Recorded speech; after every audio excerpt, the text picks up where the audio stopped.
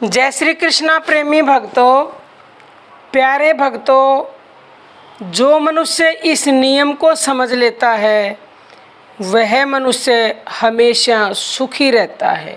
कौन सा वो नियम है, जानने के लिए वीडियो के अंत तक बने रहिएगा। प्यारे भक्तों, सब कुछ भगवान के हाथ में है, जैसे कि मान अपमान, हानि लाभ, जन्म मरण। इसलिए जो मनुष्य परमात्मा के बनाए नियमों के अनुसार कर्म करते हैं वे हर स्थिति में सुखी होते हैं।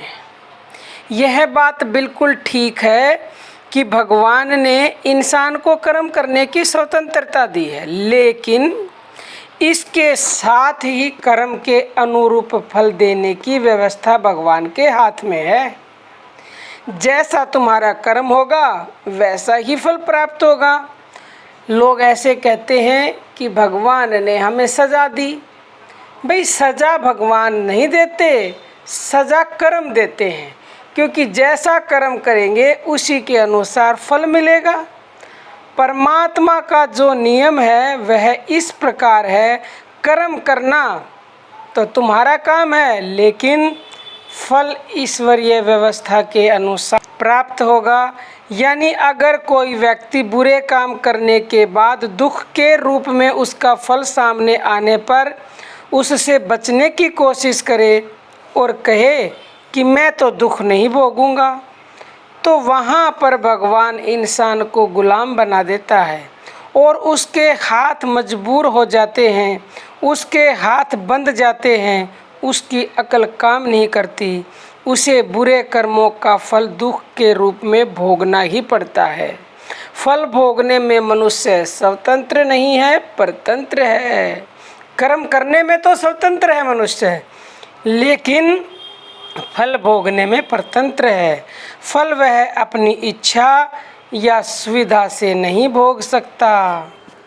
प्रेमी भक्तों, इससे विचित्र क्या बात होगी कि हमारे कर्म का फल जब दुख बनकर सामने आता है तो रिश्तेदारों को, मित्रों को, यारे प्यारों को, सबको हमसे अलग कर देता है। दुख हमें अकेला करके पीटता है। दुख पहले ही देख लेता है कि अब व्यक्ति बिल्कुल अकेला है, फिर उसे तरह तरह से पीटता है। जब दुख मारता है तो बुरी मार मारता है। दुर्भाग्य से इंसान अकेला पड़ जाता है। कितने भी मित्र हों, रिश्तेदार हों, सगे संबंधी हों, कोई काम नहीं आता। उस समय तो धन की भरी तिजोरियां भी भरी पड़ी ही रह जाती हैं। व्यक्ति दुर्भाग्य का बोझ अपने सिर पर उठाए निराशा की अंधेरी गली में घूमता रहता है और उसे कुछ नज़र नहीं आता। उस समय वह मजबूर होता है। उस समय केवल परमात्मा का नियम कार्य कर रहा होता है। इसलिए कहा जाता है कि सुख दुख परमात्मा की कृपा से मिलता है। दुख पास नहीं फटके तो व्यक्ति हमेशा सुखी रहे। तो इसके लिए क्या करना चाहिए प्यारे भक्तों, बताइए कमेंट करके जल्दी।